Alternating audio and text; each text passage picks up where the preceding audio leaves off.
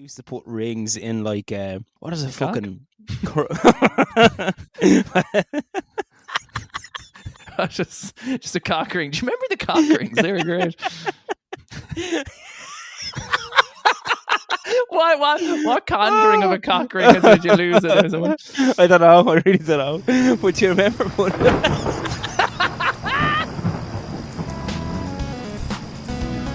Close to midnight, something Irish is lurking in the dark.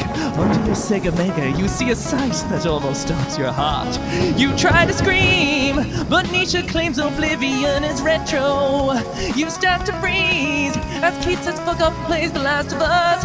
You're paralyzed. It's a retro podcast, a gaming podcast. We talk about everything except games, and when we do, they have to be modern games. We get derailed all the time. We talk about Spyro, Gyro, yeah!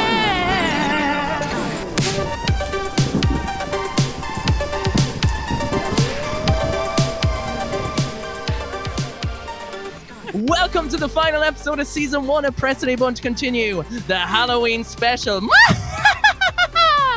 Tonight, myself and Nisha will be recounting the tales of woe and despair as we take a deep dive not into only our retro spooky games, but the Halloween stories and costumes that ensured we would be beaten up for years to come. When your typical day dress involves a chain dangling from your face and your daily viewing is watching Twilight for the 40th time, it's a miracle we were not hospitalized for cringe. Welcome into the final of Season 1. This is it, guys. We're slapping it on in. Ultimate intro, Halloween special. Ooh, spooky, man. That was fucking incredible, man.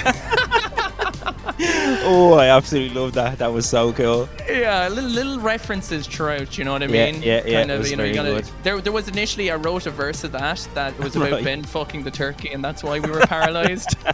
But I was like, it's probably a bit too, you know, it's not directly related to anything again. I was like, I should probably keep it a little bit on It was thing. brilliant. It was fucking brilliant, man. Halloween, my ultimate favorite time of year. It is like, for me, it's you know, it's the crunchy leaves, it's the time, it's the seasons, it's the Yeah. orange colors, Yeah. it's getting ready to, like, I don't know, there's just it's the crisp air when the sun is out, you're seeing the decorations. Yeah. Like, it's always been like a very important time of year for me. Do you know? Big time. Yeah. No, I'm the same, man. For me too. I love it. It's so cool. I love going for a walk, like you said. The leaves, the whole vibe about this time of year is really cool. You're not fucking freezing. You know what I mean? You can enjoy the little bite in the air. Yeah, and then like you you can have a little scare the bite on your bollocks out of cheeks, and you're like, ooh, baby. And you know, it's just as well. I think as well, it's a time like even for dressing up. Like Yeah. I feel like sometimes people can be even more themselves when they dress up. You know, once Oh, they yeah.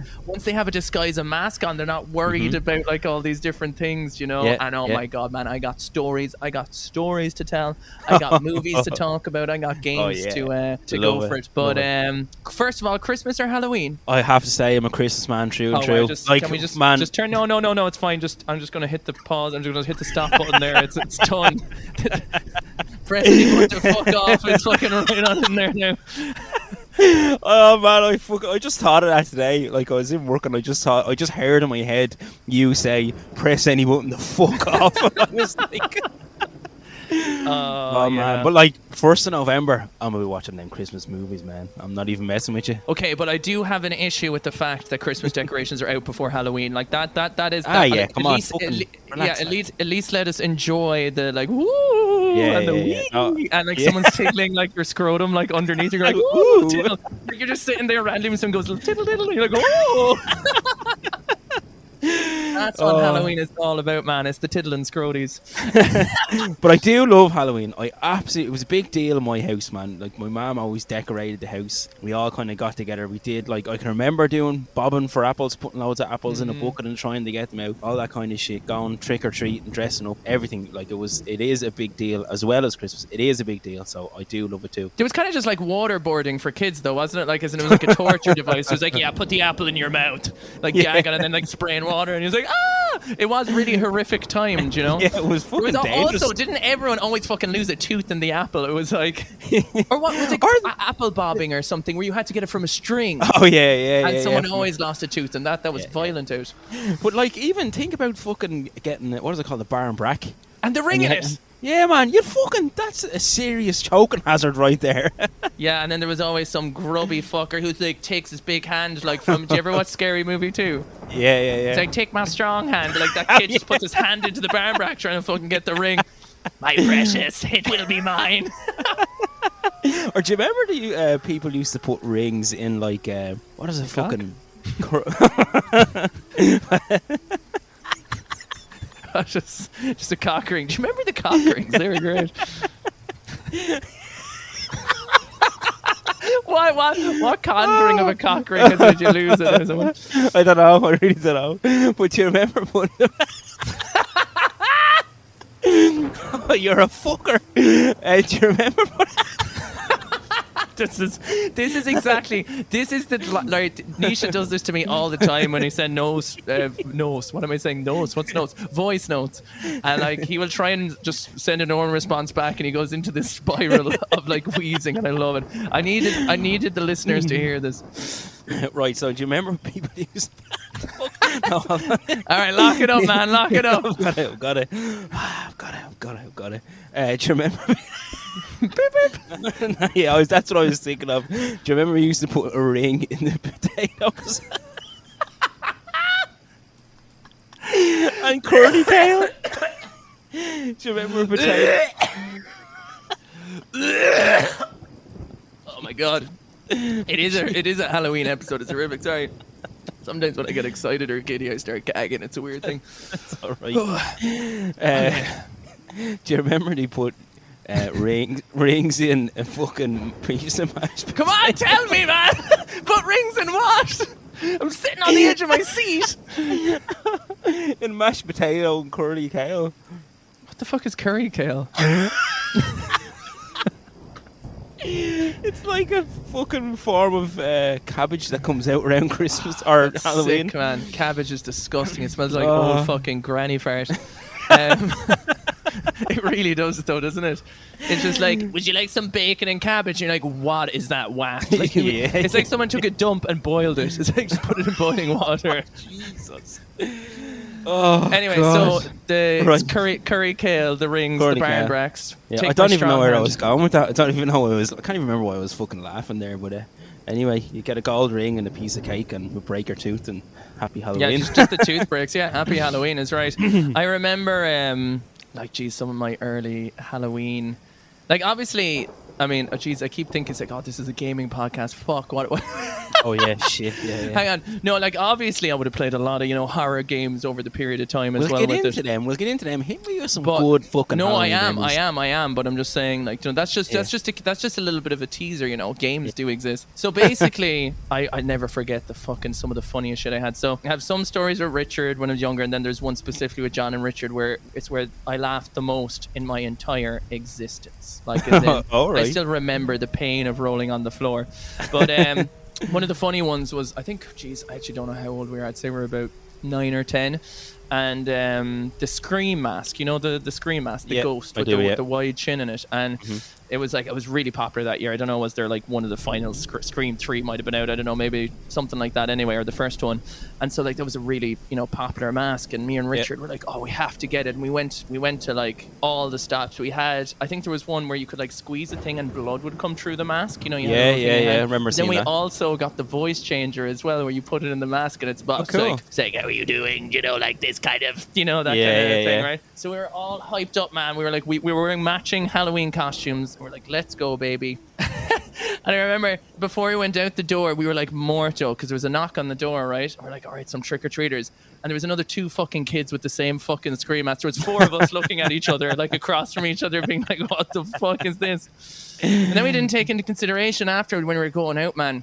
We were walking around the place and this... the way the chin in that mask is so long.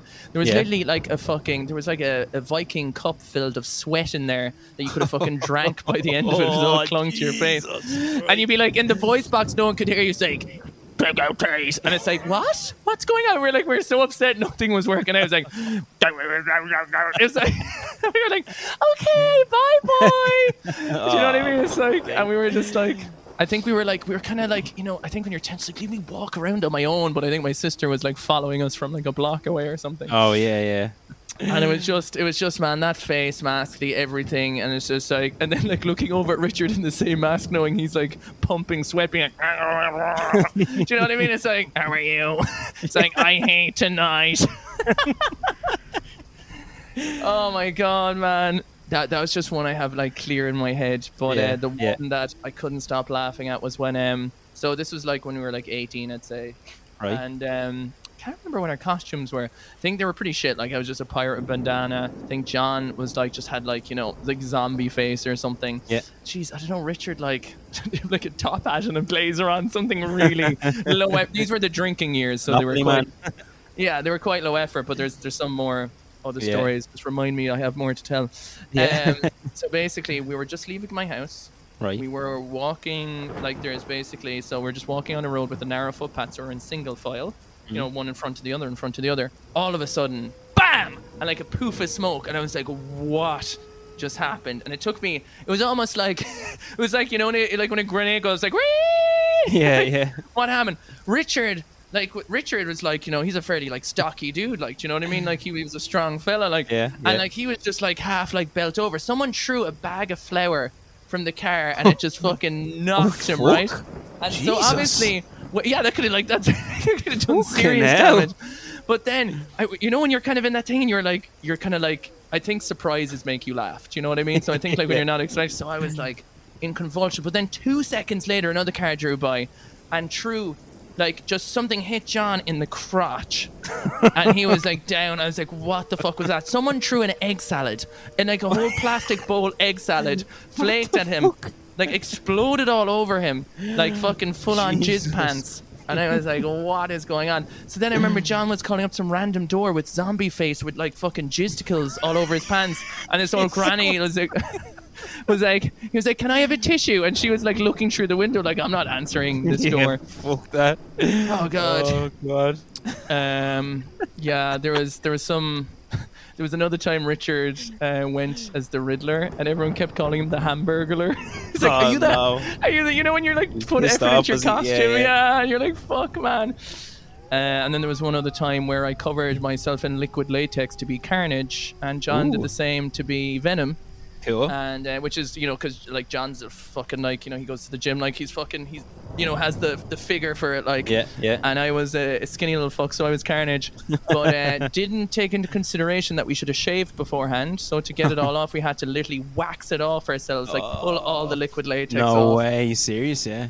Do you have any Halloween costume memories? I do remember one year that I remember I couldn't decide on what to dress up as, and it got to like Halloween day, and with no time to get anything, and it was real like, you know, I don't know, as a kid I was upset, and we were like, my mom was frantically trying to pick up something or to create something, and then I remember all of a sudden my auntie was like, come here, and I don't know, whatever she did, she basically dressed me up like a pirate, and I was like just so fucking happy. I was like looking at myself going, this is fucking deadly, let's go! Yeah, man. I got all excited, and I can remember going out with my friends and fucking trick-or-treating and just being like proud as fuck by this deadly costume that was not planned, was totally like just thrown together with like, I don't know, my ma's clothes and bits and bobs from here and there, like, but it turned out deadly, and that's the one costume that sticks out as like my favorite. But it's nice though, because you have that, you know, juxtaposition between being like so stressed out, like you're like a girl before the devs being like, my dress is ruined, I have nothing to go in, and then the boyfriend calls the door and gives you a dead corsage that's like a rotting flower hanging off your arm, and it's like a disaster. But then to get like the, you know, like, you know, and a pirate's such a perfect one, because I did like a Jack Sparrow one as well, where like I just got everything from like charity shops, like, you know. I saw that, man. It looks fucking deadly. Yeah, I was really happy with it. Like I got a twig from the branch and I failed it down and put it in the bandana, and then I got beads and I put a euro coin at the end of it, you know, trying to like, you know, and just getting all the bits and bobs, and got like a woman's blouse from an old charity shop and pajama pants, and you can really like go like a lot with that, you know. And there's a lot of fun in that creative aspect of doing it too, I think. Yeah. But I can remember then, like, a few times. I remember when me and a few of the lads were all living in a house, and we had one big Halloween party one year, and everyone came over, and it was real, like, I think in my head I feel like it was planned really last minute, but then everyone turned up and everyone just had really cool costumes on, and it was just, I can just remember that night, it was just a good memory. Everyone dressed up. I do have a picture of everyone kind of sitting on the couch with all their mad costumes on, and like there was a zombie, I think I was Superman, one of the lads was fucking Jesus, one of the lads was dressed up as Duffman, and it was just, man, it was fucking great. Like, it's just, that's the nice memories, you know what I mean? Yeah, there's like 4 nuns and a priest and like an orgy happening in the back or something. It really turned, some of the costumes, I didn't even invite a fucking nun, man.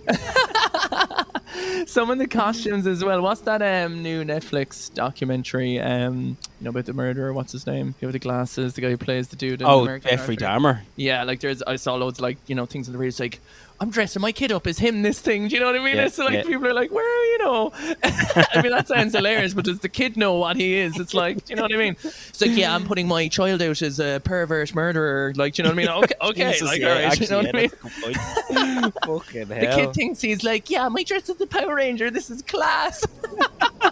Oh man, I have so many memories around collecting bonfire wood. Did you build bonfires when you were a kid? No, that was a bold thing to do. Yeah, in my that household. was. It's like anything. My mom, anything is like anything near water or fire. Right. Just don't even look at me. You know what I mean? Wait till I tell you, man. I lived. There was Nisha like underwater in a bonfire. It was on fire underwater, but like literally, I lived in I'd say a rough estate growing up, and there was a lot of bowl boys, and so we did a lot of bowl boy things. Naughty. Yeah, but we used to every year, man. Is this pre-chain or post-chain? Pre-chain, because chain I would have been considered myself to be too old to be collecting for the bonfire. But every year we go around collecting for the bonfire, and we'd have a stash in the woods down in the field. Like, we'd literally just go around knocking, and people would be fucking loving it because they'd be like dying to get rid of the old bed that's been sitting out the back garden for ages, right? But we'd build a camp. I remember we had like a camp built in the woods with like a fucking sliding door and everything, man. We took this shit serious. It's like Lord of the Flies type shit, like. Yeah, it was fucking serious shit. But then we used to get all the mattresses, right? So we get all these fucking dirty, rotten mattresses, right? And now, I don't know why we thought this was a good idea, but I live right beside the sea, and there's like a big cliff going right at the beach. There's like a drop of, I'm talking like... death, like. Yeah, 30, 40 feet drop, right? And so just before it, there's this mound, and then there's a dip and a little bit of flat. I'm talking like a couple of feet, and then a dead drop. And we used to put the mattresses right at the edge and jump off the mound and just bounce, and like, I don't, like, of all, we had just huge places, but we used to do it and bounce and be like, who can land the closest to the edge? Oh my god. So basically, you had a game which was called Who Can Get the Closest to Death, is basically what the game was called. Like, I'm replaying it now in my head, and it was so fucking stupid. Like, but then I can remember we had that. Now, I think that was just one year we did that on the cliff. I don't know why we did it on the cliff. But then we used to just have them in the woods, and I can remember, like, the lads would be climbing. Like, one of the lads, Steve, I know Steve listens to this podcast. Steve was fucking crazy, man. He'd get up to the highest tree, and he'd be like, we're all into wrestling. He'd be doing like fucking Jeff Hardy swanton bomb, and like doing somersaults off the fucking tree. And like, how nobody died is fucking beyond me, man. Oh, it's gas, man. But we'd build a big bonfire. We'd build a big bonfire every year. It was a fucking huge deal, and we'd all just stand around, and like the whole estate would eventually, when everyone was finished trick or treating, everyone would kind of conjugate around there. People would be setting off fireworks, to be people fucking drinking beer. Just it's a classic like Garda Síochána come in like, move on now, lads, move on. Yeah. But they wouldn't come down because they were like, you know what I mean? It's your estate, like, or whatever, right? Yeah. They just like, there wasn't trouble or anything like that. It was just, but it was always a big thing collecting for the bonfire, and then you'd be like, I wonder, is this an Irish thing? I'll be curious to know if anyone listens to this had the same experience where it was like, the other estate, like the others are coming down to rob the bonfire wood. And I heard a rumour they're coming down, and everyone, you have to get ready. It's like territory wars. Yeah. That's War of the Buttons. Yeah. But oh man, I fucking loved it. Like collecting for the bonfire wood. It was so much But fun. there's all that element, right, of like, you know, you have like those kind of memories. You have like the idea of like even like lighting the fires. The idea of there's a bit of wilderness and wildness around the night, even with that shit going on. Do you know what I mean? Yeah. But can we all take a moment to call out the absolute bullshittery, I should say, of the fucking people who gave you like nuts and apples like that? Yeah. That's a disgrace. Like, here you go now, you little pat on your head, boy. Yeah. But like Fuck off. yeah, like fuck off, you nonce. Yeah. Like, give me some fucking sweets, man. Like, what the fuck? Speaking of sweets, though, was there any particular favorites? Like Mawam, like fucking teeth destroyers. Yeah, Do you remember the trolley burgers? You know those little. Do you ever get those little things? That are like little burgers in a and little piece of plastic. Yeah. And fuck yeah, I do remember them. I used to love getting like wham bars. You remember wham bars? They were like 5p. There was red ones and there was green ones. I can remember I used to get a lot of them around because there was like a local shop sold them. Frosties. Do you remember having Frosties? Yes. The cola flavour sweets? Yeah. 100%. Yeah. And like the Mawams, all those ones were like your teeth. It was literally cement like going around your teeth, and it was like pick and choose and take a bite. You've no teeth the rest of your life. It's like, you know. Oh my god! Yeah, man. I'm trying to think what other ones there were as well, sweet wise with it. Like you'd always get like, because those sweets you get at Halloween were always when like your mum would go into like, I mean nowadays my mum's even getting the sweets now for the, you know, for her house and stuff, and like she'd go into Aldi or Lidl and just, you know, you get like the mixed bag of stuff. Do you know? Yeah, I have It's a like few of them downstairs. Yeah. And there's always like some sort of like fucking gelatin solidified from 40 years ago, like wriggly worms, like blackcurrant death flavor. Yeah, they're just like fucking sucking the shit out of it. I can remember used to get a lot of Rice Krispie cakes around my estate. That was also kind of bullshit, you know what I mean? Like, I mean, I appreciate the effort of you going to make something, but I'm also like, you know, cereal. Did you go out and buy this, or did you just have this in your cupboard? You know, or little bags of popcorn. Do you remember people used to? Did you get that? Oh yeah. Little bags of popcorn. Yeah. Oh my god, because the Manhattan popcorn was nice, but you know that other popcorn? Oh god, there was another brand, and it was really like poofy, floofy. I hated it anyway. It was like, and it always got stuck in my fucking teeth. I was a very ungrateful little rat, obviously, but. Well, so was I from all the stories I used to tell about any present I ever got. Yeah. No, Halloween is still the time like where me now and like the lads, we will actually like make the effort to like actually go out and have a proper night out. You know, like obviously as you get older, like, you know, like even meeting up to go for drinks, you know, nothing's worth a hangover at this stage, you know, like 30 and 30 odd, but like it's still the one night where we kind of treat it as like, you know, to the best we can anyway. Cool. Like somebody's all dressed up. Effort. Yeah, 100%. Like it's a rule, like, do you know what I mean? It's like if you're coming, you have to dress up or else don't come. Cool.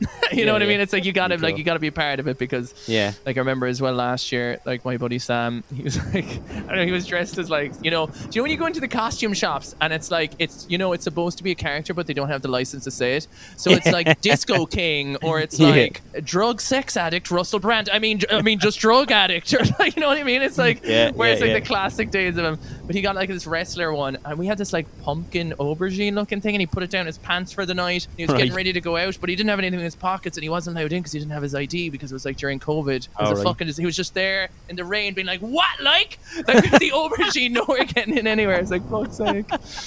Oh fucking hell, man! It's just there's so like so many memories around Halloween. It's all flooding back to me now. Like, I purposefully didn't think back before the podcast because I wanted them to come at me. You know what I mean? But now it's come back. Just so many that I can't fucking process them. But I do remember we had one year, my mum got one of the bed sheets and we painted on it the spooky O'Hares and hung it outside the house. And we used to have that like every year. We'd have it and we'd paint it all up, and you know what I mean. And that was like fucking tradition. Every year we'd hang that fucking sheet out the front. And I just remember, like, as well, like, you know, you'd scare yourselves. Do you know what I mean? It's like, let's go into this pitch black room, turn out all the lights, and go like, like, do you know what I mean? It's like running out, like, it's like the story you told me being locked in a room. Do you know what I mean? Yeah. It's just like all those times of it as well. Yeah. I remember going to like a sleepover in one of my friends' houses, and we were watching Scream actually, and it was when Scream first came out, and I'm fairly sure it was around Halloween time. But so you watch the movie, whatever, and like at the end when the credits are coming, there's like a flash, and like the ghost face comes up, and he was like, "Oh, I watched that film last night. That didn't happen." that didn't happen. I swear that didn't happen. Yeah, And we were all yeah, it's like freaking it's out. possessed. And then someone turned off the bed or the sitting room light, and everyone was like, "What the fuck?"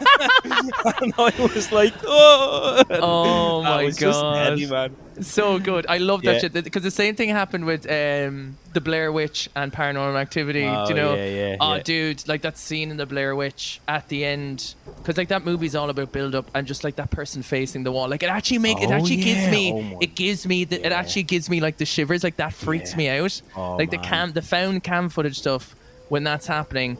And like it's just they finally it's like, where are you? And they get into the like that blackened old hut after people are being Oh, chopped up, and you never Jesus. see anything. It's just facing the wall, Yeah. and you're like, fuck. I actually have the Oh, goosebumps. yeah, oh, you get the I have, shivers, like, man. the- Oh, I it's have the- freaking me out. Yeah, yeah. When you I have can that, remem- sorry, go on. I can remember when my brother and his partner at the time went to see that, and they came home and they were like proper freaked out, and everyone was like everyone thought it was real, man. Like everyone Yeah, around yeah, my yeah. area thought it was real, and we were Because there all was news freaked. reports. There was news reports that was actually like on the news. That was like obviously was like phoned in and probably part of the thing. But like there was actually people reporting it's like real found footage movies. You know that it was serious? that it was supposed to be like a Yeah. movie made out of tapes they found and they put it together. Do you know what I mean? Oh, And, like, I proper have the shivers, man. Yeah, and it seems silly now, doesn't it? But Yeah, like at the it does, time, yeah. there was no like what? That was 1999. Like the internet was not like really Yeah. rocking and rolling. There was a lot Yeah. of It of was that. just the news, yeah. So, oh man, fucking great times. I also remember one time sitting at the bonfire. Sorry, man, they're all flying back. No, to no, me go now. for it. I remember one time sitting at the bonfire and I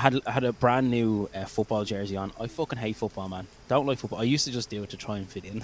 Yeah, yeah. But underneath, I had my fucking, I don't know, Super Mario Bros. T-shirt on. But I remember sitting at the bonfire and I had on a brand new football T-shirt or jersey, and I just heard this tss, and I looked down and someone had fucked. You remember the Black Cats, the bangers? Yeah. Like true one, and it was like sitting on my fucking crotch, man, like right. And I jumped up, and as I jumped Jesus. up, it exploded right in front of me. And I blow my fucking dick off, man.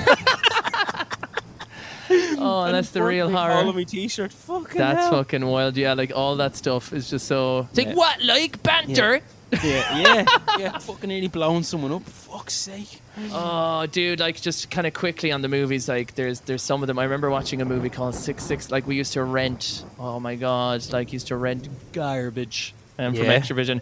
The one movie called 666 Demon Child. I'll never forget it. It was about like a baby that was going around murdering people. Like literally, to be out in the desert, and the baby would like break through the top of the roof of a mobile caravan, and then it would be like stuck on people's necks. I'm like, ah! Fucking hell. But I also have to throw mention just to like the Scary Movie 1 and 2, like the parodies of them. Oh, like they're so funny, man. They're so So good, man. funny, yeah, Just to yeah, take like- my strong hand and then putting it in like the turkey and the fucking mash. I love when the two lads are having the back and forth, and he's like, "How about I just give you a round of applause?" Yes! Yeah. And he's like, "Oh, that's good. I'm just gonna walk away." Yeah. I was like, do you want a standing ovation?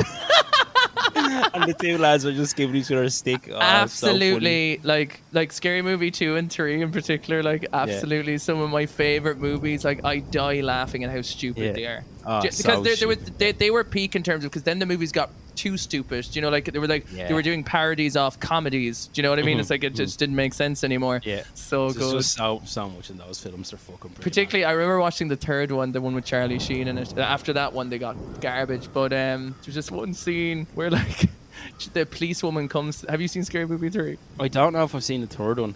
There's just some small things. I highly recommend the third one. It's hilarious. Okay, cool, There's yeah. just a scene where like the policewoman comes to the door and she's like, "Charlie, are you like, whatever his name is in the thing?" It's like, "You okay?" And he's like, "Yeah, just having a really tough 2 days." And every time the camera cuts back to her, hat keeps getting bigger and bigger. To the point where she's going into the car that she's just like this driving away like with a crick neck. And you just watch him and you'll absolutely good. I will absolutely. Also, the original Halloween movie, man. Like that's my favorite. What's the music for that again? Everyone used to have that as a ringtone when we had Nokia 3210s. Remember that? And he used to Oh, when you had to pay, it's like, get this ringtone for the low price of $49.99, and you're like, oh, yeah, that's good value.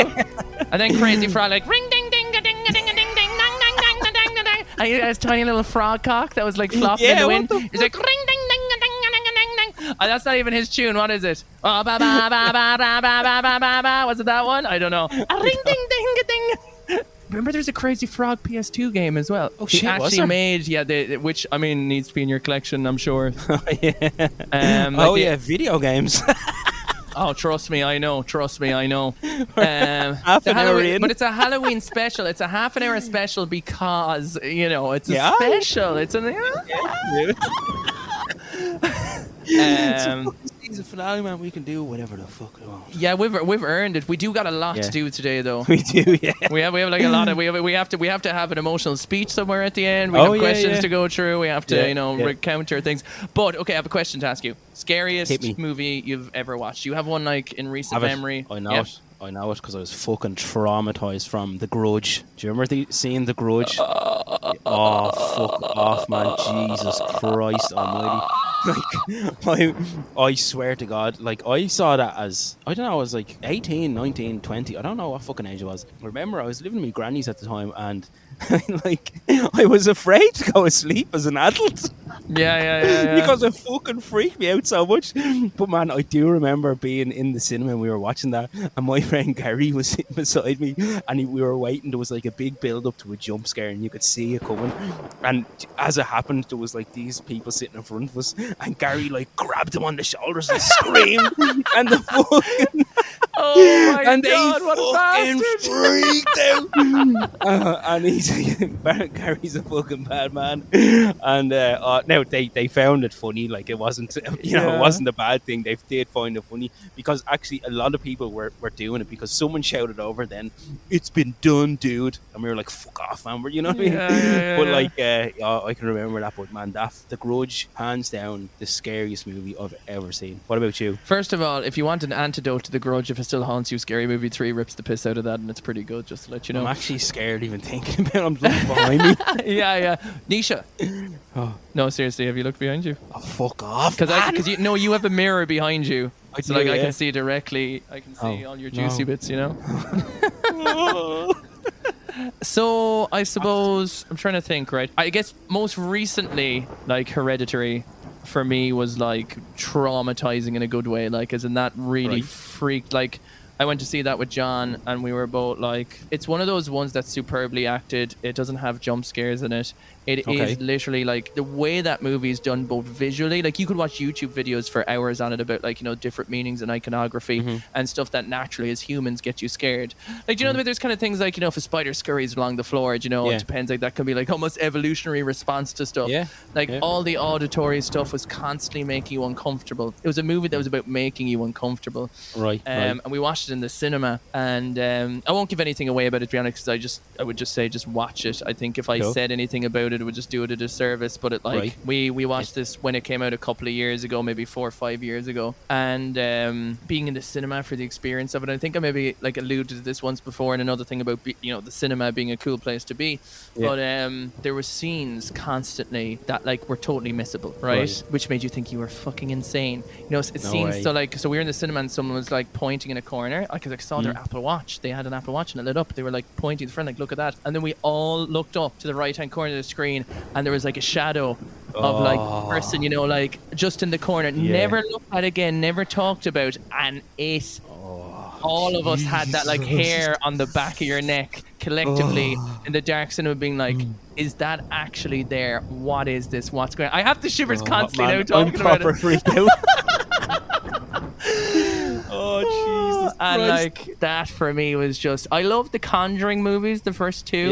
They're brilliant. There's this, like, they're a bit more fun, you know. And like the thing that scared me in that though was the nun. There's a scene in the Conjuring 2 where there's this painting of a nun, and she has yellow eyes. Like, if you want to, like, you feel free to Google the nun Conjuring, and you will lose your mind. Like yellow eyes, like a witch nun, and this one did a painting of it. Oh my god, this is fucking beautiful. And the painting was in the corner of the room, and the eyes were kind of lighting up, and so they're sitting in the room, and then you were like, wait, is that actually the person? You know, you're looking at it, and it's like seeing if it's moving, or is it the painting? And it was just so creepy. Now, I feel like sometimes, a lot of the times, horror movies don't know how to finish. Do you know what I mean? Like, it's like, oh, you see the big bad thing and it stops becoming scary sometimes, you know? Like, I think everything held in mystery and shrouded in never knowing the truth. Then you leave the cinema. Because when me and John left the cinema, we parked in the underground car park, and we had to like literally go with each other Yeah, Like, do you know what I mean? We'd walk each other to the other person's car, like, and be like, all right, now you drive me to my car. Like, you know, we were freaking out. Yeah. But yeah, Hereditary is probably. Are you looking around now in like a little panic?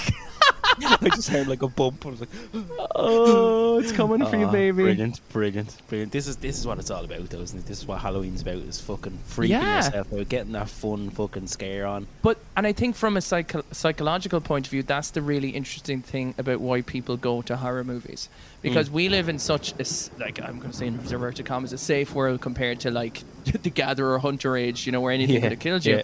So people aren't used to the fear response as much, do you know? Like where you're in that kind of fight or flight moment. And I think people look to try and feel what that is like, since it's so like, you know, way less likely to happen in the way we have everything infrastructured now, do you know? And people want to do it in a kind of a safe environment and get the thrill and the adrenaline of it. Which is interesting. Here's something I have a question, right, for any US listeners. If anyone from the US is listening to this podcast, okay, myself and my partner were watching a film the other night, and it was a Halloween film, and part of it set in a high school, and they had like the whole high school done up, and it was all like, did like a big horror show, and you know, they're walking through the estates and everyone's dressed up during the day and there's decorations everywhere. Like, that's always a common thing in scary movies around Halloween set in the US, that the decorations are fucking huge and everyone decorates like that. I wonder, does that actually happen in real life? Because in Ireland, like, people decorate, but not to that extent, and in schools they decorate, but nowhere near to the extent. Am I just a fucking idiot thinking that real? I think it is like fairly real. Like, I've like New York and Halloween and stuff, and like some places around Europe don't like barely celebrate at all, because it's an Irish thing, right? Is it Halloween? Is it? Like, it's Samhain, right? Wasn't it like all about that? And it was kind of, so like it has Irish roots, Halloween primarily, right. But of course, like, you know, same thing like Patrick's Day or anything else, they're gonna go wild with it. Where we sit with like a pint of Guinness in the corner, and there's like a full blown like New York parade with like green Guinness all over the place, like green rivers. Green River, So I don't know, but I'm pretty sure that's probably legit. Accurate, you know, deadly. That's so cool, man. Okay, will we talk maybe a little bit about when we have time? Because I mean, you know, time is pushing on. I am curious to know. I mean, it almost feels wrong to talk about video games now. It feels like we've made a new podcast. Yeah. It does, man. It does. We're fucking 40 minutes in nearly. Yeah. Oh, so favorite horror games? I've a list made up here of a few kind of curveballs here, of a few games that I don't think you're going to consider horror, and you'd be like, what the fuck are you talking about? Some of my choices are only horror elements within non-horror games. So that's kind of what I'm going for as well, man. We're on the same page. So I'm currently playing through Resident Evil 4, which man, I was sitting there playing it last night, and I was thinking, you shouldn't have put it at number 9, you big Aegis.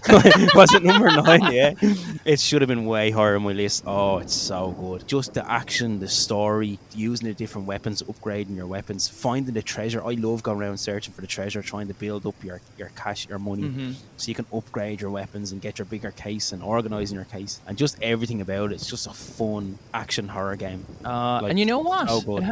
It's a good length as well. Yeah, like I'm about 8 hours in, I think, and I'm on 1-3-3-3. What did I say? 3-3 or 3-1 or something, 3-1. or maybe you went a little bit further. But like, I mean, my last playthrough took me like 16 hours. Oh really? Yeah. I reckon I'd be about that as well. Yeah. Because like every other Resident Evil, if you think about it, you can get like people speedrun it in 2-3 hours. Like you can do Resident Evil 2 remake in a few hours once you know the puzzle routine. Right. But like this really has like.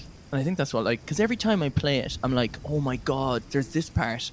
Do you know what I mean? It's like, do you know when you're playing games, the section, I'm like, I totally forgot this was at this section of the game, and it goes on for way longer than I thought it did. Yeah, so good. So good. And I played 1 and 2 as well recently on the GameCube. And, really good games. Was 2 on the GameCube? Yeah. I have 2. I've 1, 2, 3, and 4 in the GameCube there. And what did they remake? Because I know the recent remakes of 2 and 3. Yeah. I think the GameCube. What was version, it for the GameCube version? Was it like? I think it was just slightly updated or something. I'm not 100% sure, but it was. Because it was on the N64 as well. Yeah, it was. I never played on the N64, but you can play the 2 stories. So you play, I think, is it Chris or Claire? Or Leon and Claire? I can't fucking remember. Leon and Claire for 2, and then it's Jill and Chris. No, it's Jill and some other dude for 3. Right. Yeah. I played. Who's hotter though? Who's hotter? If you have to go like it's live or die, Claire or Jill. Leon's pretty fucking hot, man. That's actually, you know what? The fucking S. hair. Kennedy, baby. He's got that boy band flop. Yeah, he does. Yeah. Just the Resident Evil franchise is just fucking deadly, man, isn't it? Like. Yeah, no, like I mean, do you know, 4 for me is the pinnacle. So like, I mean, that's kind of like where I stand with it. But like I've played 1 recently properly, the GameCube version for the first time. Cool. I felt a little bit like. See, I was streaming that. In some games, you're better off playing on your own. In some games, you're better streaming. Yeah. If once your attention is divided and there's 9,000 doors in the first game, I'm like, where am I going? Where 4 is like a bit more easier to follow what you're doing. And then 5 as a co-op game was just like, as a co-op game was great, but a very mediocre normal game. Then everyone really dislikes 6. But apparently, if you can take 6 for just what it is, you'll have a lot of fun too. I enjoyed 6. You know, I think everyone was just compared because when 4 was just so good that it was like. And it was going downhill too, right? Like 5 was kind of a bit less than that, and then 6 was a little bit less than that again. It wasn't, and they kept making it more action, kind of to appease to the Call of Duty. Yeah, true. Kind of side of things, you know. Yeah, I never thought about it like that. That's actually a good point. They did. Well, yeah. What about you? Hit me with one. Okay, so I had an experience which, like, I could say maybe could be my top horror games of all time after going through them. But last year, during October for stream, I did Silent Hill 2, and this year I did Silent Hill 3. And there's just been a big announcement about Silent Hill 2 being completely remade, by the way. And there's a new game, Silent Hill F, I think. But these games, man, I don't think I've ever played anything that captures the tone so well of this creepy, confusing, slightly nonsensical, but also very cheesy Japanese PS2 era. You know the way the PS2 as an era had these really quirky kind of... Like people, you know, you didn't have to it didn't cost as much to make games. You could kind of put resources into something and make something unusual and whatever. Yeah. And I almost think even the graphics of that game, like there's so much depth and hiddenness to it. But like, I remember playing it and wanting to quit. Like, oh really? There's a section, yeah. There's like, I had to get like, there was shout out to Teapots and Dragons if she's listening to this. She helped me. She was like my tour guide through the game. She like knows the games inside out, and like without that help, I wouldn't have enjoyed it. Do you know? Right. Yeah. Like it was something I needed help with because it's an apartment complex where everything's the same and getting lost and trying to look at your map. It's just I was fried, you know. Yeah. But the music is so strange. Like the cutscenes are so weird. You know those FMV style cutscenes where like everything's like almost like clay kind of almost. Yeah. Like the pyramid head is a very classic, iconic that's villain, you know? what that's from. Yeah. And the nurses who are like all disjointed, you know, you'll see people cosplay. That's all Silent Hill. Oh, cool. And then this year I played Silent Hill 3, which was also very, very, very good. Silent Hill 2, I think you'd probably remember in your head a bit more, but they actually emotionally drain you. Like I could only play 3 hours at a time. It's that type of game that like where am I? You're constantly disorientated. You're constantly trying to figure out what's happening, and it really feels like a fever dream. But it also has like a lot of tones of like melancholy and then outrageous weirdness. Yeah. It's a very like unique concoction of stuff put together that I think makes a fantastic, very like Japanese is the only way I could describe it. You know? Yeah. And that was like a huge one for sure. Deadly. I'm fairly sure I have a copy of Silent Hill 2 for the PS2, but I've never played it, so I might have to put that on the list, man. Yeah, for Stranger Danger. Yeah, we could do that for Stranger Danger, absolutely. Only we had time to do like a Halloween one, you know? Yeah. Well, what other games do you have? Right. So a few kind of old school ones. Super Ghouls and Ghosts for the Super Nintendo. Do you remember playing that, man? Dude. Fucking difficult. Oh my god. So good though. Oh, brilliant game. Brilliant game is gorgeous. Yeah, it is. Gorgeous. It really fucking is. Like the pixel art in that is beyond beautiful, I think. Yeah, it is. That's a very good point. It's a really fucking lovely game. So difficult though. Like I can barely get past the first level, man. Like seriously, barely get past the first level. And I played through it on the Switch Online library and use the replay feature, man. And I swear to God, I used that replay feature about 600 million thousand times. Like I did the same. I streamed it and did that. How the fuck do people beat this game on the Super Nintendo? Oh my! Has anyone beaten it normally? Probably not. No, because like it is that ridiculous. And what happens when you finish the game once? Oh, you have to play through it again. You have to do it all. You have to do it again to get to the last boss. Oh shit! I don't know if it's more difficult, but once you get a power up, if you play it, and look, I recommend playing it with on the Switch with the replay feature. I think at least it's better to enjoy it and see where the levels go and see like the game, you know. And then you get like power ups and different armor and stuff. It's so cool. Yeah, it's so good. That's why I played it so much, but never got past the first level. So. Yeah. Oh no, sure. No one could like. Like there's things that like you don't even see on screen that come out and kill you, like really unfair deaths. You know. I'd say it was a coin. I'd say they made a mint off that. Oh man, I remember playing it out, and there's a barcade out in town called Token, and they have like a high score thing, and if you get a high score, you get it on the wall or whatever. And I remember just like being out there and fucking, I don't know, I was like spamming something in the first level until I beat the high score on the arcade machine, and I brought it over and was like, here, I'm after getting the high score, and everyone was like, oh no, they get reset every day, you have to check the wall. And I was like, I had like 2 points and the fucking wall had like 200 million points. And I was like, oh shit. That's it. That's the equivalent of when, you know, you're walking in the street and you think someone waves at you, so you wave back at them, and there's like someone behind you, and you're like, oh my god. What it's like, man. That's exactly what it's like. Oh fucking hell! But Super Ghouls and Ghosts is one that I absolutely love. One that I had as a kid. Literally, I could possibly get to the second level, and that was it. But just so much fun. And you're dead right. It's a beautiful game. Speaking of being dead right, how about some Dead Space? That is what a fucking game, man. Dead Space is essentially Resident Evil 4 in space. Yeah, like it has that very same control scheme, that kind of tankiness and that aiming over the shoulder action. Yeah. Fantastic. And the great jump scares in that. Yes, really good jump scares. And you see do you see there's a remake coming out? Oh, is there? Yeah, for next gen, like completely redone all. Cool. That game. And there's I always remember watching the trailer on Xbox 360 because it had the twinkle twinkle little star, and it was like the ad, you know, that was playing in the background and it was going through all the horrific scenes. I actually love the contrast music, the juxtaposition of when there's like, you know, a lullaby playing in like a scary trailer, you know, something like that. It's really cool. It totally adds to the atmosphere, like. Yeah, Dead Space, and then even oddly enough, actually the second one was also brilliant. There was like more varied kind of environments, and then I haven't played the third one, but I hear that's where it kind of fell off. Yeah, no, I played the first two and fucking really enjoyed them. One definitely games I need to revisit because I played through them once when they first came out and haven't played them since. But we'll have to get you like a fucking series or a PS5 or something to start catching up with some of the new stuff that's coming out, man. I know. Jesus, we'll have to get you rocking and rolling, or like PC, which is like fucking $5,000 in your pocket. But sure, I'll take two. Give us two of them. Yeah. Doom is, man, like, you have to go as a fucking scary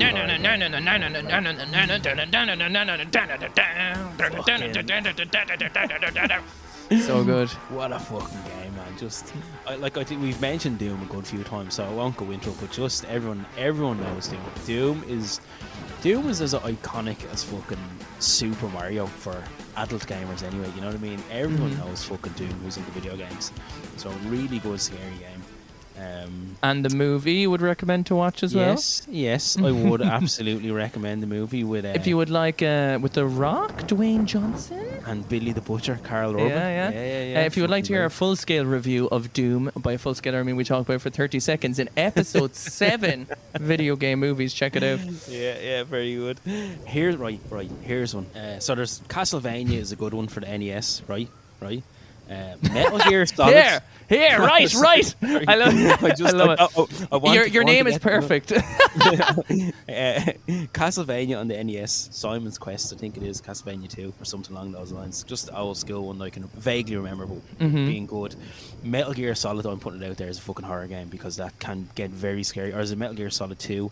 Remember you were talking about Psycho Mantis and shit? Yeah. It gets real trippy, man. Well, maybe not scary, but it can be fucking trippy as fuck. Okay, I'm going to... our poll for this week is Metal Gear Solid a horror? Perfect. Okay, all right, perfect. There you go. Because I was going to do the classic when Keith was talking about The Last of Us. I was going to be like, here. Now, I mean, that's kind of a bit subjective on how little scared we get at things, isn't it? Well, man, wait to hear the next game I think is a horror game. Go on. No, I'm all for it. I love it. Are you ready? Mm-hmm. Super Mario World on the Super Nintendo. Just know. because it's just a little haunted level, or because how difficult it is, or I was kind of waiting for you to go, fuck off.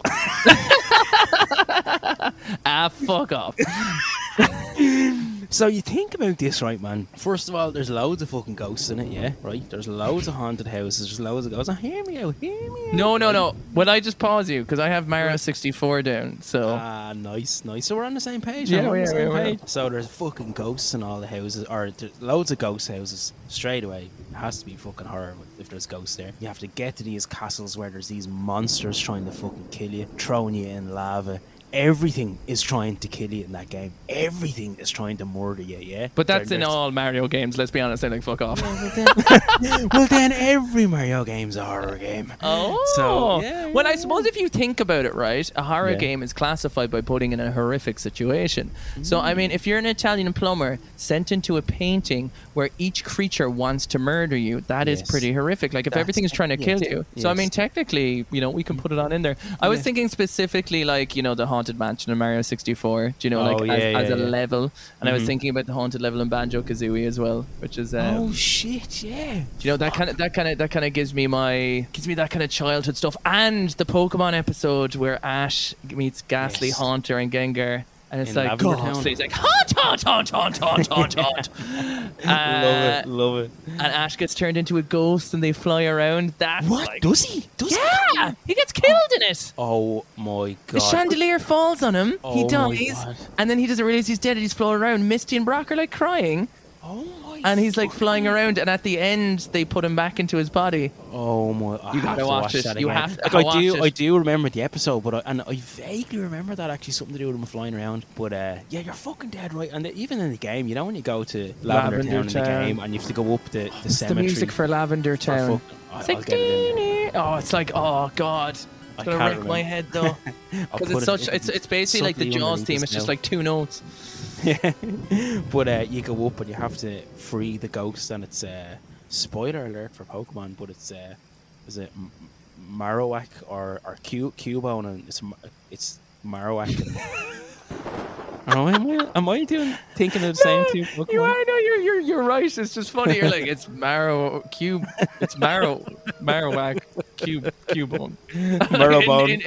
Marrowbone.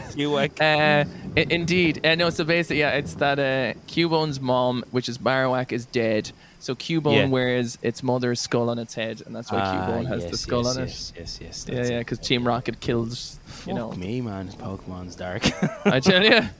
Fucking hell. Right, go on. Hit me with another one. Alan Wake, I talked about it before. Oh, yeah, you know, it's kind of no much need to go into too much detail about that. Last of Us is definitely a horror game, really. Yeah. Like, do you know what I mean? Right, it is, yeah. Absolutely it is. Yeah, absolutely. I'm trying to think of other ones. Here's one, right? A bit kind of out there, but I definitely think it could be considered a horror game. Is The Legend of Zelda: Majora's Mask? Yeah, that's fair enough. It's fucking dark. Like. Yeah, there's like I think the storylines in that are dark. Do you know what I mean? Like there's, because you know you're doing all the time quests, and sometimes people, like, you know, the different stories they have, and like I think the moon. Oh, dude, how was the moon not in our top villains? Oh fuck! How did I miss that? Oh my God! I can't that moon miss that. Traumatized me, and that moon still freaks me. And it's looming over you all the time, and it's getting closer. I actually think I developed anxiety as a child from that moon. Yeah. Oh, it's so fucking scary, and the big grin on his face. Oh, yeah. And it's just this demonic eyes, and it's like, you've met with a terrible fate, and it's like, I have. Yeah, it's so. I always found that game though as a kid too difficult to like figure out. Right. I would think I was just like playing. It's like, I'm going back, I'm going forward. Like I loved it. Yeah. I loved what I had going on for it. But yeah, I would like. It's definitely the most horror Zelda game. That's for sure. Yeah, it is. Like what Twilight Princess is pretty dark as far as I remember. Yeah, I feel like Twilight Princess is probably the next. Like Twilight Princess and Majora's Mask are kind of the dark kind of two of them. The rest of them are pretty. Like even Ocarina is kind of dark. Yeah, it has its moments for sure. At times, yeah. But I think like thematically, like Twilight Princess is constantly kind of a bit. Well, no, it has a balance, but still. I'm trying to think of something else. Luigi's Mansion. Oh yeah. House of the Dead. Did you ever play the arcade game? That's the shooty one. Yeah. Oh, it's so much fun. I was watching. Sorry, PT. Scariest thing ever. Even that was That's the Hideo Kojima. Yeah, that I was telling you about. That was actually supposed to be a Silent Hill game. Like if you beat that demo, it says Silent Hill at the end of it, and then it got cancelled. Yeah. Well, they had an argument or whatever. Remember you mentioned this in one of the previous podcasts, and I couldn't remember it.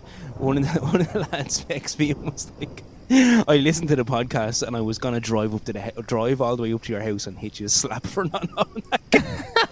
And I was like, fuck. He was like, how did you know that? And I did know it, I just couldn't remember it at the time. Like, well, when you're in the hot seat and you're talking about things, trust me, when we record this episode and we're done, when we drive home, I'm like, you know, it's like, oh yeah. Dead Rising, I loved on the 360. It was like a zombie game where you had 3 days. It was a timed game, and you were like a photographer, and you were in you're in a shopping mall, and everything was a weapon. Yeah. Was there like one where you're on an island, or is that Dead Rising 2 maybe? I think that's Dead Island. But it's the same premise. Is it the same thing? Because everything is a weapon. It's not. Yeah, but it's not like it's not made by the same people. Like they're separate. They're separate entities. Dude, I'm trying to think. I know there's games that freaked me the fuck out. Until Dawn is a great Unreal. Man, I'm currently watching Once Upon a Quest, who's an Irish YouTuber, play through that, and I've watched the first 2 episodes that she's done, and it's fucking like some of the jump scares are really good. I've never watched my first ever long form Let's Play that I've watched, yeah. And it's that engaged you. Yeah, really, but it's a really cool game. Because like, did you play through it all? Yes, I played it. I streamed it with Emma, and I got her to play through the whole thing. It was hilarious because it's all quick time events, and if you have a partner who's not gaming, is not hugely into gaming, know, knowing where triangle, circle, square, and X is like, I was like, circle, square, squircle. I was combining the words. It was like, squircle. She's like, what? There's some clips around that I can gather for you at some stage for that. Yeah, cool. But I remember one of the episodes I was watching, it introduces the character and it says 3 like traits. So they're thoughtful, they're something, and it came up the guy who Remy Malek plays, and it was like thoughtful, caring, and I was like, there's no fucking way that dude is thoughtful. Like, you can see the sinister. Now I don't know how this game plays out yet, but I have a sneaking suspicion he's an evil motherfucker. Well, the great thing about the game is, what I loved about it is the guy who plays the psychiatrist. Yeah, And what he does is the game adjusts, so it's like, are you scared of spiders or rats? You pick the different options and the game adjusts based on, so you have to tell the psychiatrist what your fears are, and then the game implements them into it, which I think is genius. What it does? Yeah. Oh, that's so clever. That is so fucking clever. Yeah, man. very, very cool. And the actor who plays him, he was in American Gods and stuff as well. He's really, really cool. I know him. Yeah. Deadly. Yeah, that was a good one. They had like The Quarry, which came out recently, which I have to play still, which I'm looking forward to trying out. There was Man of Medan, which I didn't enjoy as much or so much. I feel like there's like so many horror games now that I should have looked at my wall that like will come to me later, but I think that kind of covers an element of them anyway. Got a good few of them in there. Yeah, absolutely. So Super Mario World and Super Mario 64, I think, being the total fucking curveballs there, but it'd be interesting to see if anyone agrees with us. They can be considered. Everything's trying to kill you. You're jumping into a fucking painting that's swallowing you up. It's an acid trip. Everything's trying to murder you. I mean, that sounds like the worst time of your life. It's pretty fucking horrific to me, man. Right. Will we move into some questionnaire phases? Yeah. So from the last episode, we had our top 10 retro video games, and we were asking people what were their top 3. So we got some responses. Sam came in. Sam, who had the aubergine pineapple thing down his pants. He said Pokemon Silver, cool, Luigi's Mansion, and his number 1 choice was Wario Land 4, which is a belter. And he said in that order. Nice. I've never played the Wario Land games. Yeah, well, I remember I think Wario Land 4 is like Mario Land 4, but it's like, what, you know what I mean? It's like it did that weird kind of changeover. Yeah. I don't know. Cahill said Bobble Bobble Arcade. Oh, brilliant fucking game, man. So much fun. Ghouls and Ghosts. Yes. Good man. And Cannon Fodder, which I'm not familiar with. I've heard of it. I've never played it, but that's I know the other 2 very well. Fucking great. And we had Jesse, who came in and said, I don't know if this is in order or not, but Ocarina of Time. Nice. You're going to be very happy with this one. Final Fantasy X. Yes, Jesse, yes. Love it. We have Pokemon Silver. Pokemon Silver making 2 entries in it. By the way, what's going to be, what are we talking about today? Halloween? Where are we? Who am I? I feel like I've just woken up in a home and my whole life has been a lie. Do you know what I mean? So for the question for this week, I mean, you can tell us favorite horror game or favorite, maybe we'll go for more of a favorite like Halloween memory or funny Halloween memory. Maybe that might be a little bit more fun. Yeah. There will obviously be a break between this one because that'll be season 2 episode 1 when we eventually get around to these. But we can do that. 100%. We can work that. Yeah, cool. And then we had a few questions up that we posted it to ask us about some behind the scenes questions. You know, it's the season finale. It's the end of our season 1 journey. Hopefully we come back. I know, right? I would drive down to Cork. If you say no, I'm gonna fucking drive down to Cork and make it happen.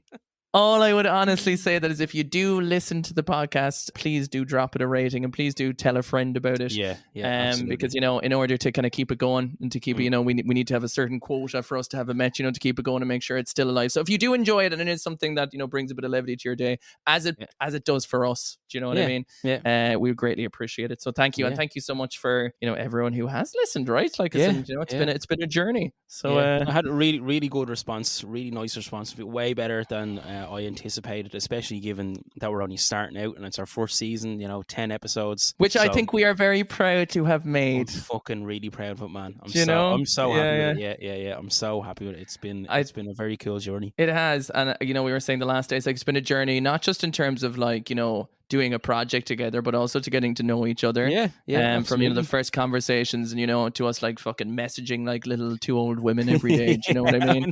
I mean, like, you know, like, and so like that part's nice. You know, we got to actually get to know each other, but also like, you know, figuring this out as we went. Do you know what I mean? Like, as in learning how to do things. Like, you've gone through 3 mics since we started this. Yeah. I wonder, has anyone noticed? You can definitely tell from the first episode anyway. Okay, if you want to pause this episode and listen to just the intro of the very first episode, you will notice a change. And also I have to give you a very big round of applause because your editing has been amazing. Like, starting off from like, you know, just doing like for the first 2 episodes, I don't know if we did 3 episodes, did we do any editing? And we were talking about like, you know, wouldn't it be cool down the line if we could put in like sound bits and stuff like that. But then it got into like, you know, you were putting in 5-6 hours a week, taking out all the ums and the ahs.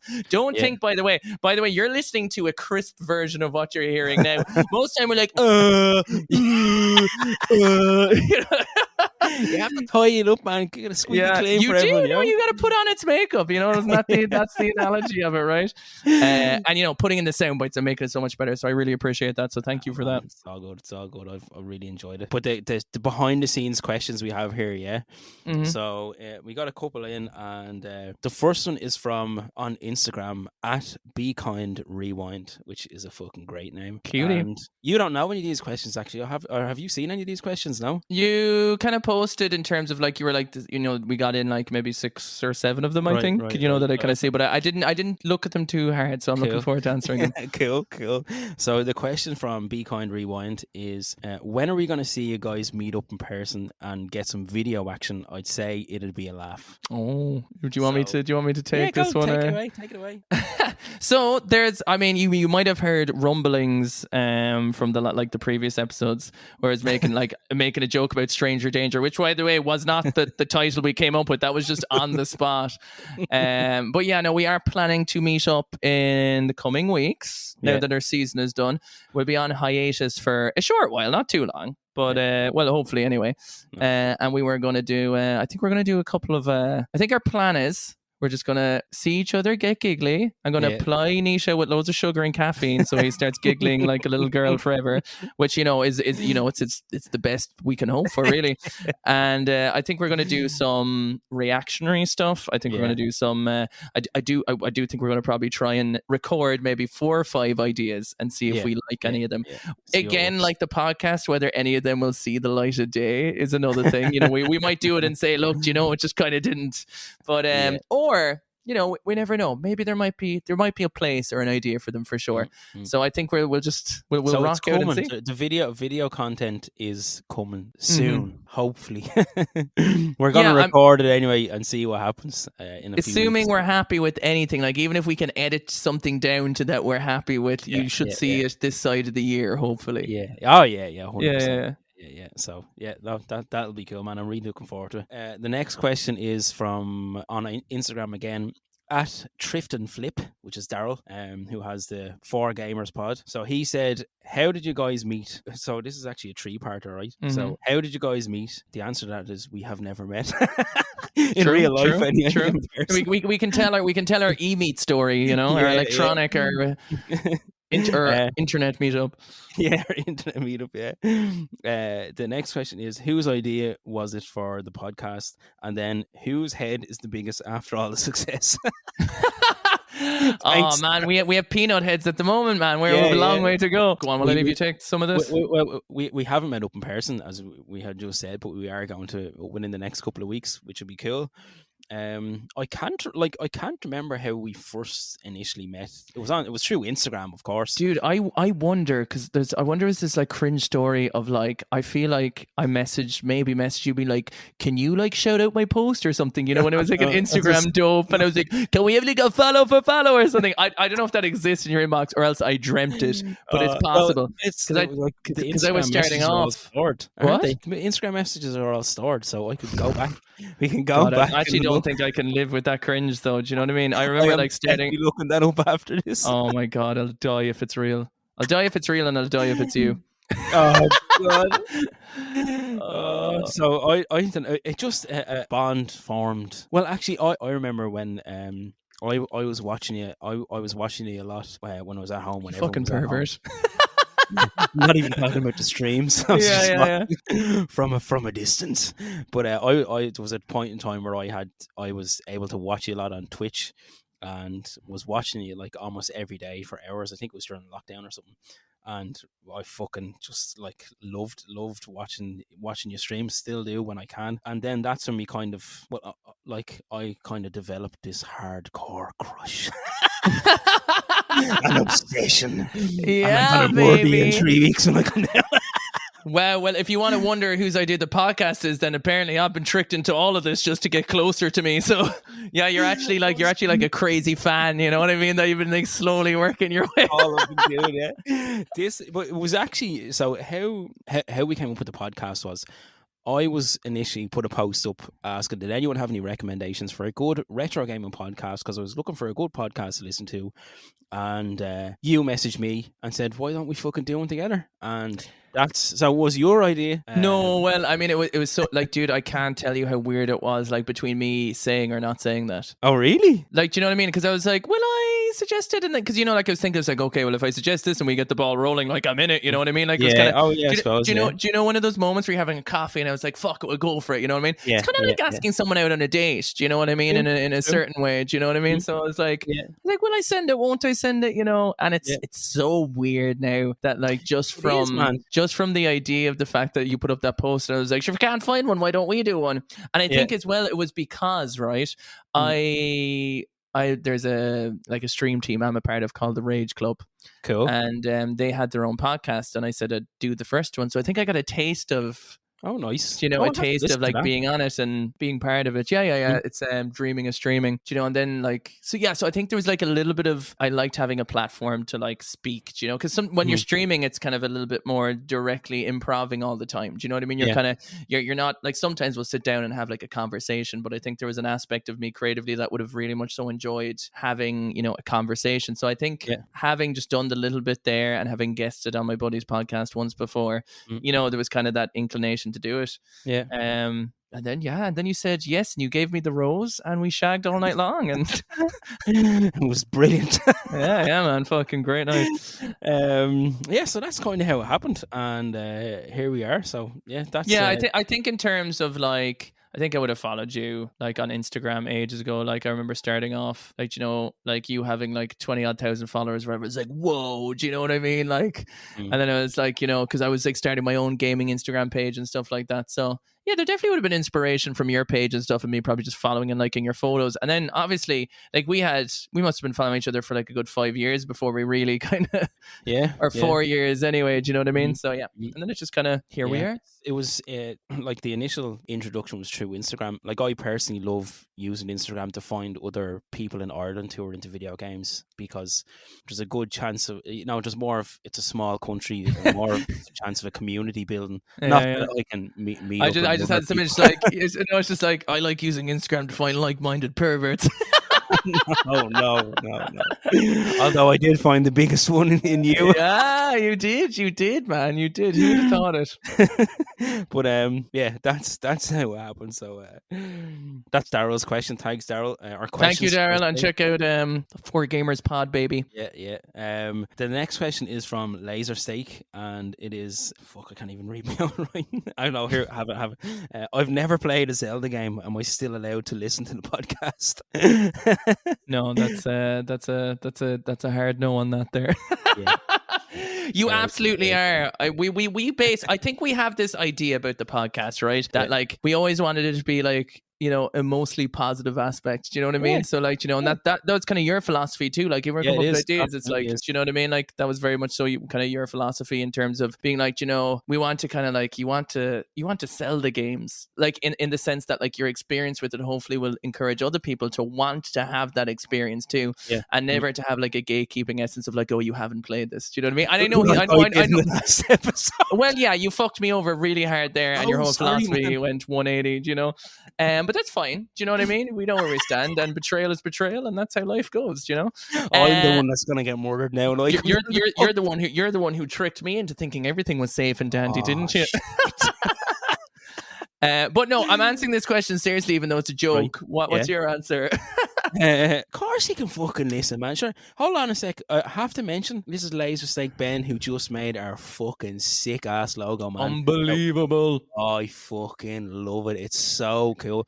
Like I as you know, Keith, I haven't shut the fuck up about wanting to have a cool logo. Yeah. And I'm just so happy with it. Like I feel like it's the Sure. chef kiss. It's the fucking cherry on the cake. Yeah, I think we were very much so concerned about also like just recording something without having it done well at the beginning. Do you know, like we didn't have the art, we didn't have like, the music as such until we rocked it on, and you didn't have a mic, didn't have the gumption nor intelligence.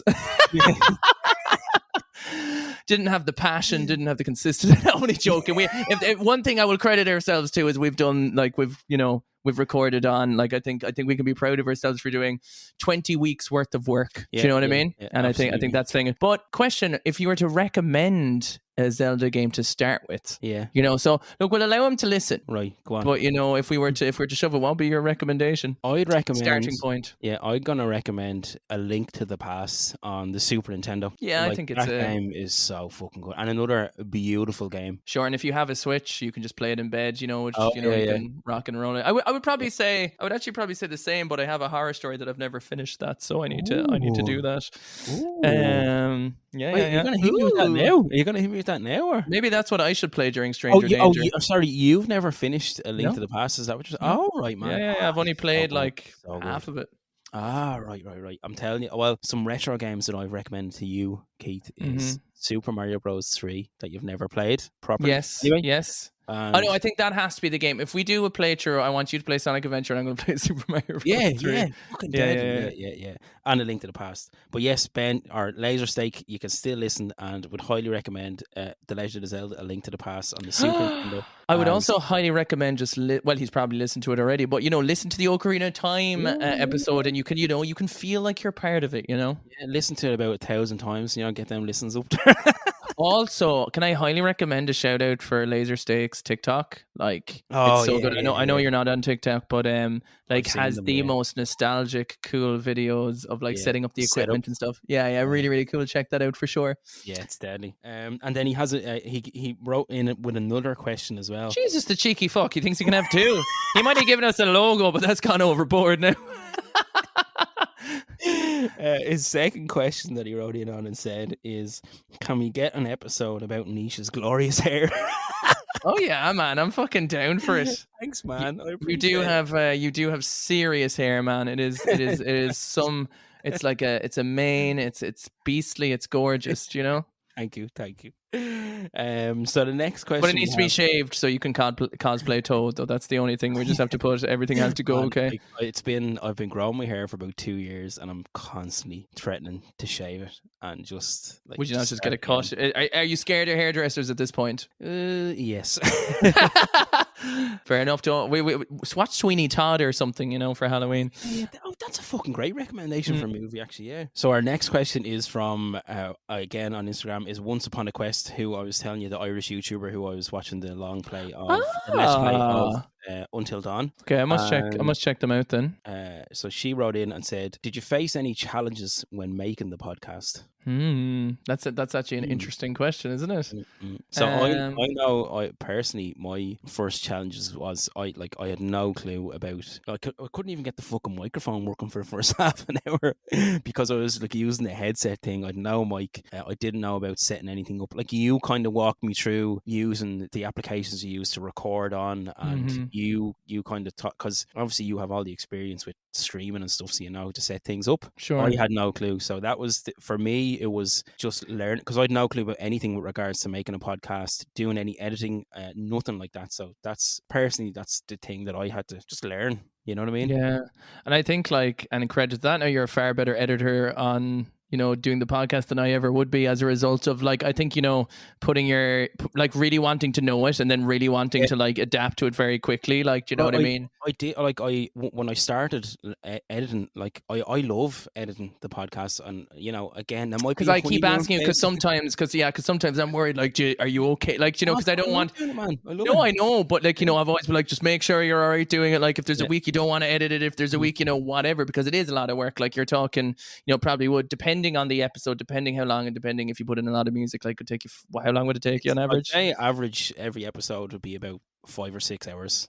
Some of them more, some of them. And we spend, like, I mean, depending on the week, but we spend, like, probably a fucking hour a day chatting about what we're going to be doing, you know, between voice notes and stuff. Do you know what I mean? Easy, and then there is the, you know, the process of, you know, getting what we want for the picture for the week, you know, what we want kind of the ideas to be, or what we're kind of. Now, we do also very much so keep, like, we try and come up with a topic, but I think we try and make sure not to discuss anything around it, because we want to have a very natural response in the episodes. You know what I mean? Of course. Yeah. But any challenges? So yours was adapting to the kind of technology and that kind of side of it? Basically, it's setting up how to record, how to edit, getting the different mics. Like, I have, as you said, I've upgraded 3 times now. They're not mad expensive upgrades, but I'm really happy with the mic that I have now. And that was just learning those different things was the kind of challenge for me anyway. Sure. Yeah, I don't think, like, I mean, I feel like I'd be lying if I tried to, like, fabricate something out of it. I really felt like, I think the main challenge was the extra time it takes to do. Like, I think it takes, I think, you know, I wouldn't even call it a challenge, you know, but it's because I think in terms of everything else went as smoothly as humanly possible. It could be like us trying to record something together, and the chemistry, you know, like that we had, like, you know, we kind of hit it off straight away. So it was never awkward between us, and it was never awkward to put it out or anything like that. I think maybe the only thing is, like, you know, when you're doing anytime when you're creating something and you're putting on top of, you know, your normal schedule, your work days, and, you know, and I think, you know, some people have said to us, you know, like, oh God, you know, it's great, you have the consistency of it. And, like, I think the biggest challenges I think you can potentially face is with each other, and we haven't had that. You know, we've both been equally as passionate about it. We both wanted, you know, more or less the same things, and if we weren't happy with any, we can say it, and that's fine. Do you know what I mean? It felt like a very much so a joint ownership in that way, and I think because it was conceptualized by both of us at the same time, and it wasn't one person's or the other's, I think it was quite easy going. I think, like, there really isn't challenges. I just think the fact that I think people maybe don't realize how much time it takes. I think, and I think that's maybe even for me, I didn't realize, you know, like, but I love that time. Do you know what I mean? Like, I love that time. It's not something that I want any different, but I think, you know, you are putting in, like, there's a lot of work. There is. Yeah.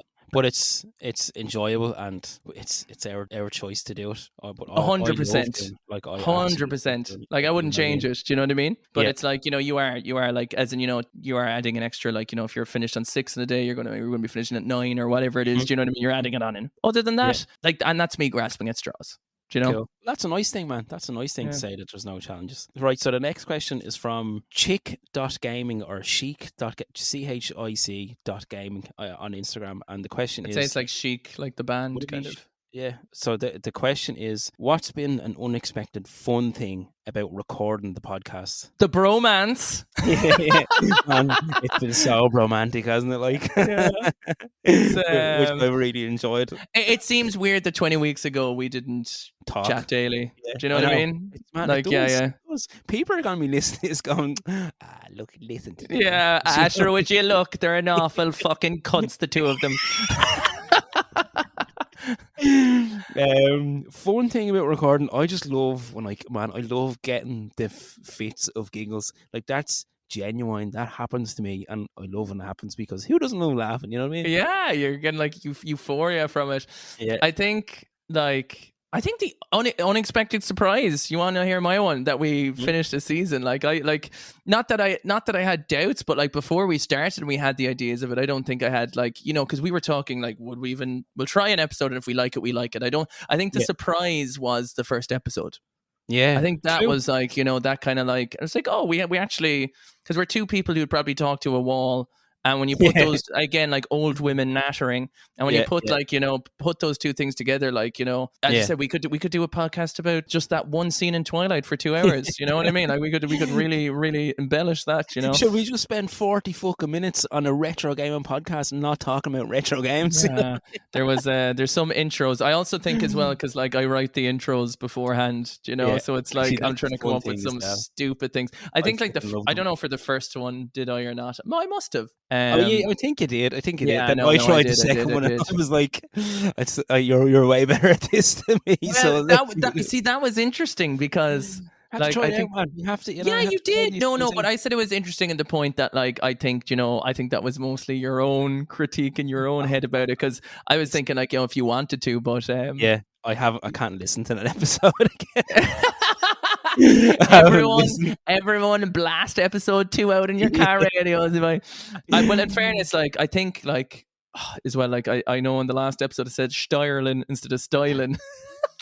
I'm like, there's stuff like that, that you could be like, whatever. But yeah, go on anyway. It's all natural. It's all beautiful. What was the question? Oh, the surprises. Yeah, what was the unexpected fun thing? So the intros, me fucking giggling my fucking ass off, and just the actual the whole podcast itself. It's just good crack. You know what I mean? Yeah. You know what I mean? So that's cool. The next one is from @RetroGameNetwork, and it is: do you guys record the shows physically together or apart? If apart, what's your chat method? Does he mean what do we record it on? Is that what that means? What's our chat method? So we don't we don't record it in person. Keith is in Cork, I'm in Dublin, so we're recording it online. And so like we use Zencaster, so like we're on Zencaster now to actually like record the live of it, and we've had like scares where we're like, oh my god, the audio it hasn't downloaded or it's broken, or there was like last episode, I don't know if anyone can tell, but for whatever reason the audio files, one was shorter than the other, so like it records us separately, and like it was completely out of sync. And like it was just by pure luck I was trying to sync them together, because I would like send you on the file and you do the editing, once I put the two audio files together, and then it comes back to me, and then I'll put in the intro. So we'll figure out, like, that's a really fun part of the podcast, is finding like a funny part in it to put in the intro. Yeah. Like last week, like having about Ben fucking and shagging the turkey was just so perfect as a metaphor for the podcast. And then I said, that's all I have to say about Vice City. I think now the problem is with those intros is we start using more inside jokes. So if someone starts at episode 7, they're going to be, or 8, they're going to be what? But I think that's the mystery of it too. And then what you use for editing? I don't know. Audacity. I use Audacity for editing. So it's all free to do. It's very user friendly, all that kind of stuff. So Zencaster to record and Audacity to edit. I think that's what Chris is getting at. I'm very sure Chris is Retro Game Network. Or if he means chat method is how do we chat, is we just start talking. Like we keep a point. We don't talk about it too much in preparation for the episode. And then we just see what comes out, which, as if you've listened, is just pure fucking chaos.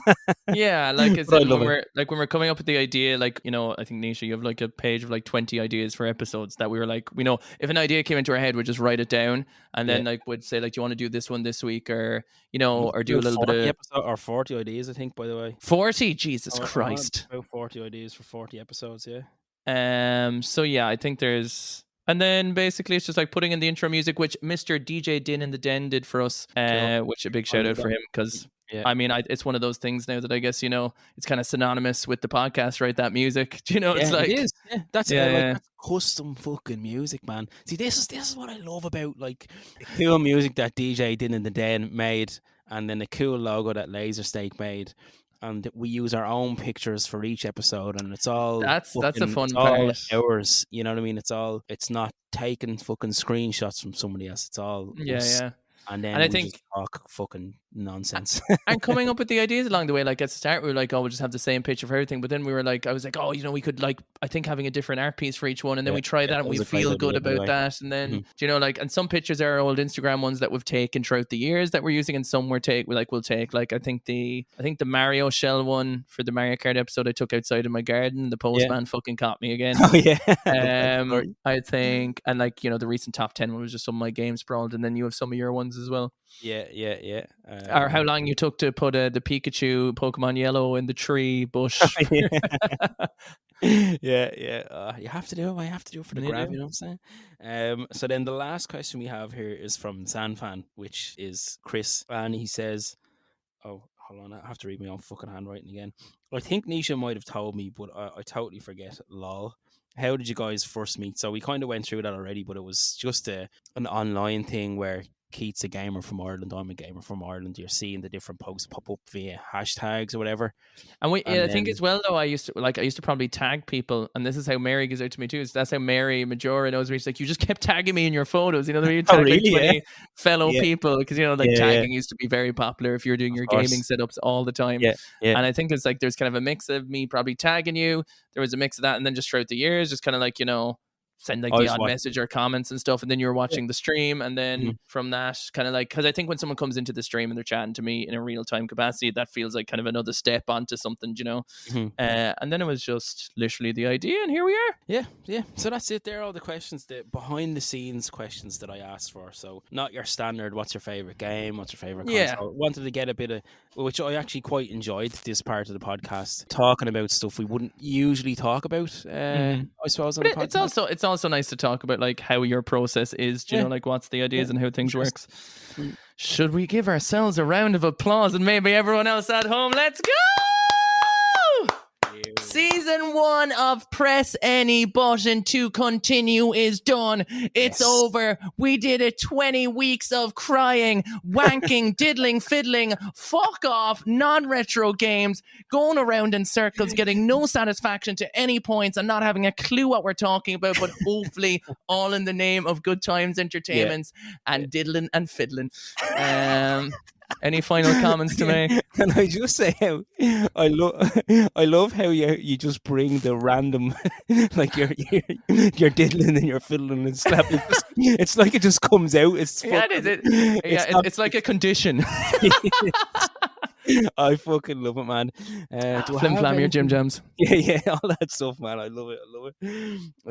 I just want to say, man, it's been fucking great crack the first season. Now, I'm not fucking accepting an Oscar here or anything, but I just like I've, as a creative thing, someone who's been doing like Instagram, I tried YouTube, bits and bobs. This has been my favorite thing that I've done so far. It's been a really cool process. I'm very happy with every episode we've done, and outside really the audio in the first one, which cuts deep into your heart. Yeah, the fucking and I can't wait for season 2.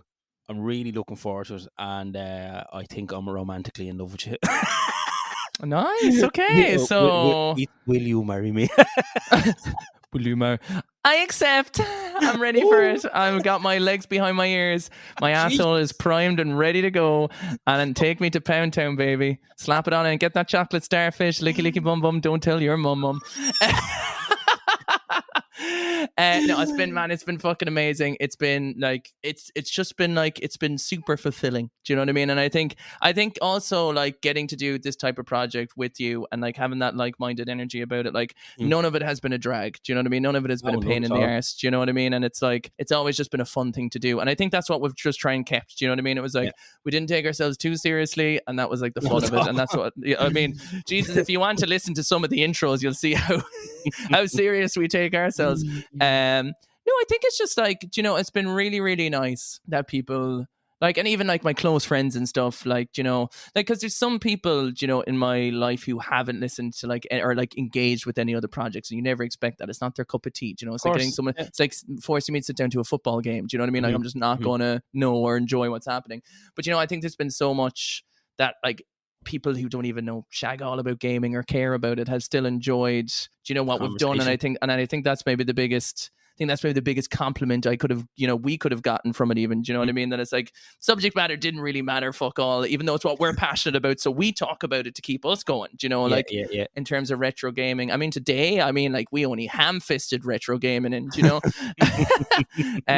but so thanks for everyone. Like, you know, I think we have like maybe around kind of like 100 odd people listen to each episode easy, you know, and particularly in the first ones and stuff. So to every one of them who's commented and everyone who's, you know, said a kind word about it, it was very encouraging. Yeah, it meant a lot. So thank you for that.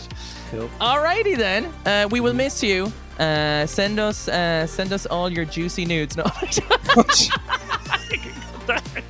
I'm gonna leave it. All right, thank you so much. It's been amazing. Pressing a button to continue. We'll miss you. My name is Keith. You can catch me on twitch.tv/steamy_streamers. I'll be playing Alan Wake, which I've talked about a lot next week. So if that interests you, come say hi. And Nisha, my boy, where everywhere can we find you? And what do we do with the podcast socials? There's something, you know what to do. Yeah, so that's the one thing. I'm going to plug the fucking podcast socials. So, I forget now. This is typical. You know what? End the episode there. End it. It's done.